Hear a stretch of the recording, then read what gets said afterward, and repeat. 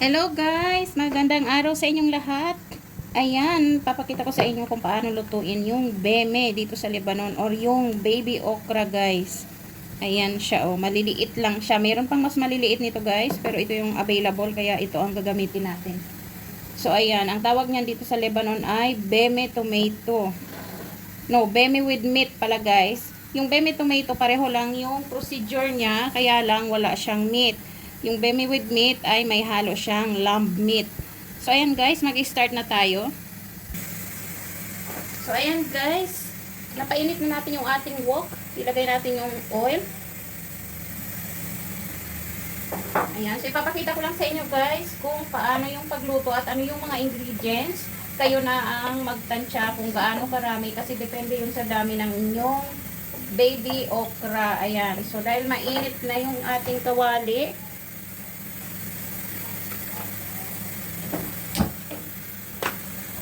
ayan, so ilagay natin guys yung onion.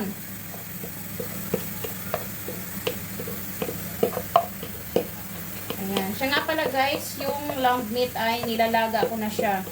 Ayan, ipapakita ko sa inyo kapag ihahalo na natin mamaya pagkatapos nating igisa itong baby okra.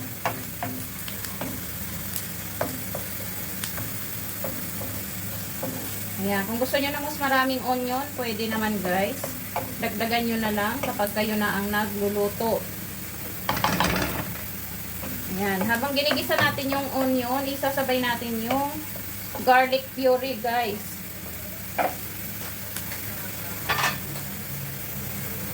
Ayan, ito yung na-grind na natin na garlic.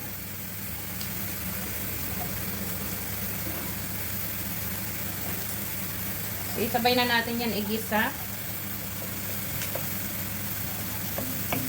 Ilang years na ako nagluluto nito guys. Akala ko meron na akong na-upload na video. So wala pa pala. Kaya sakto naman at magluluto ako ngayon. Kaya kukuhaan na natin. Ayan, para maipakita ko sa inyo kung paano yung pagluto nitong Lebanese food na ito. Ayan, parang lutong ano lang naman guys. Parang lutong Pinoy. Igigisa nyo lang siya.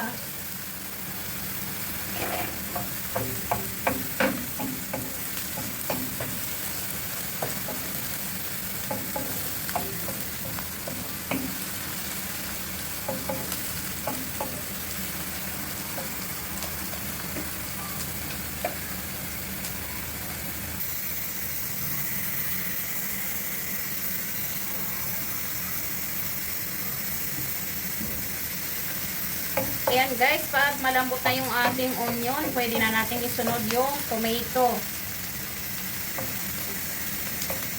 Ayan guys. So ang mga pagkain dito guys na niluluto guys, may kanya-kanyang klase ng paghiwa yung mga ricado guys.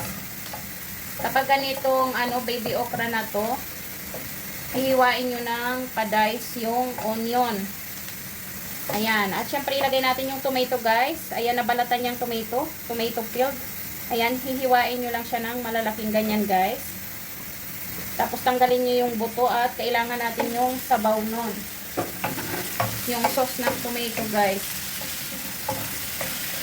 Ayan, so igisa na natin yan.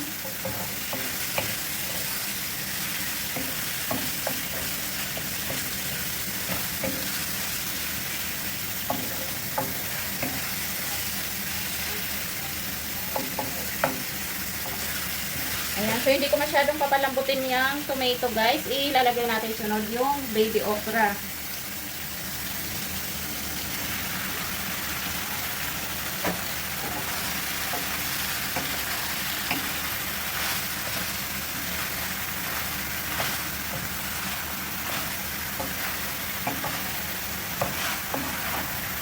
Ayan, ang ganda ng kulay guys. Green na green siya.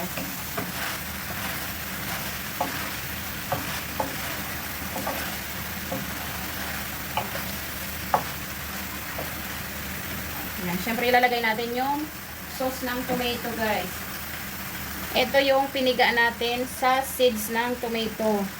Ayan, ilagay natin yan. At syempre maglagay din tayo ng tomato sauce. Ayan, kailangan natin ng tomato sauce guys. Nagamit ako ng Comi syempre.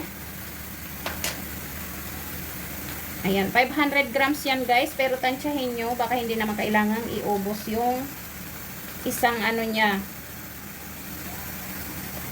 Isang lalagyan niya. Ayan, siguro mga kalahati lang guys.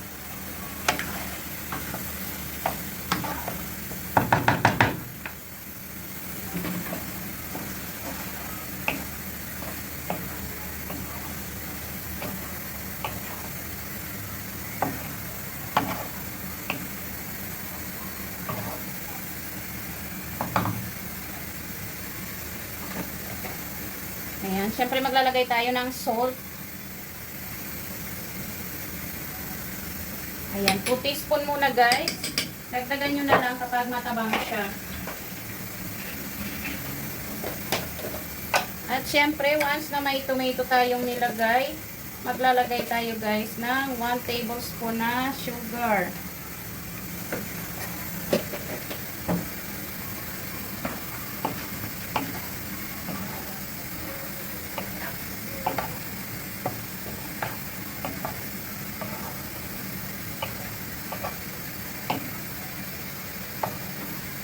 Ayan, pagkatapos nating haluin guys, takpan muna natin siya.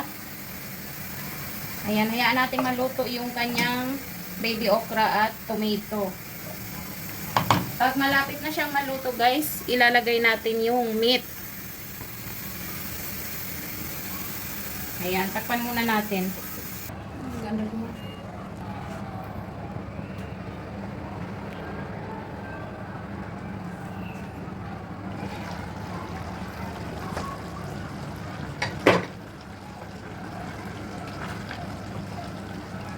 Ayan guys, pwede na natin ilagay yung ating nilagang lamb meat.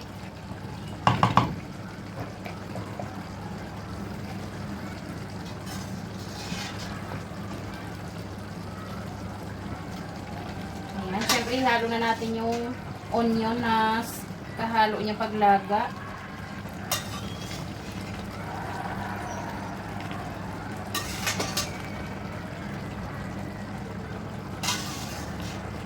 Yan guys. Kaya nilalaga ng separate yung meat niya kasi matagal po itong lumambot. So niluluto muna natin siya sa pressure cooker. Kasi kung pagsasabayin natin siya tsaka yung baby okra, malulusak yung ano guys, yung baby okra. Malambot na yung okra, hindi pa malambot yung meat. Kaya kailangan natin siyang i-pressure cooker.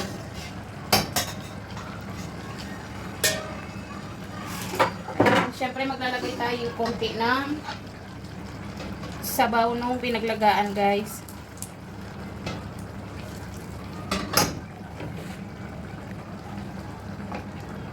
Yan, siyempre halo na natin.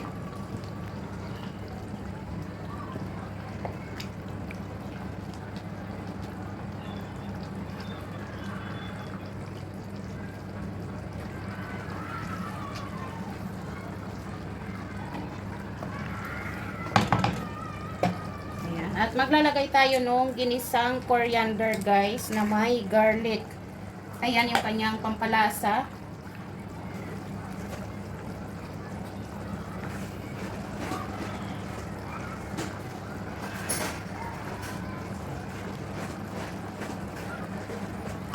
Ayan, simutin natin guys.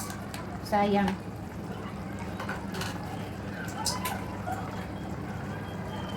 Ayan, so dalawang parang total siya guys ng 1/3, dalawang 1/3 guys na ginisang coriander. Ayan, nilalagay ko na kasi siya sa ganito bago ko siya ilagay sa freezer guys, para tuwing magluluto, pagkuha mo ay diretso na yon pang luto lahat.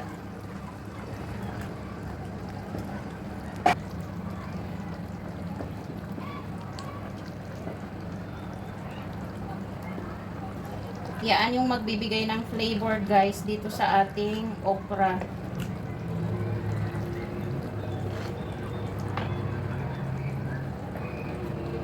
Kapag malambot na yung okra guys, at the last minute, lagyan nyo ng lemon juice.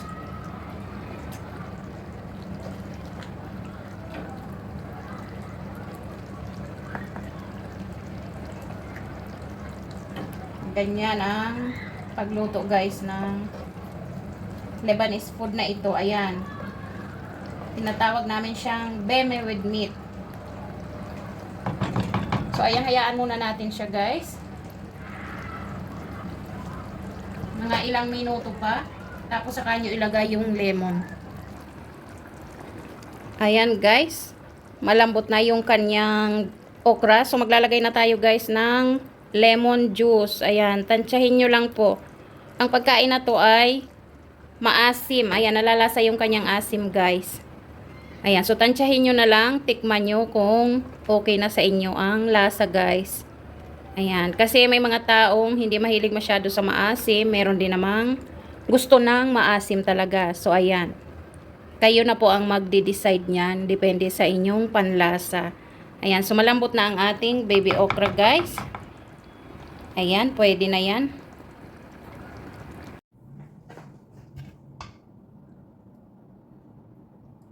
Guys, maglagay na tayo sa ating serving plate. Ayan, ready na siya na i-serve.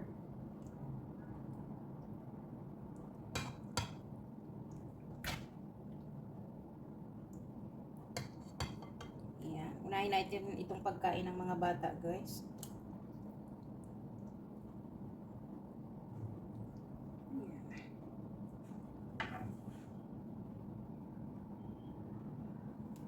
Yan, basta ikaw ang disipline.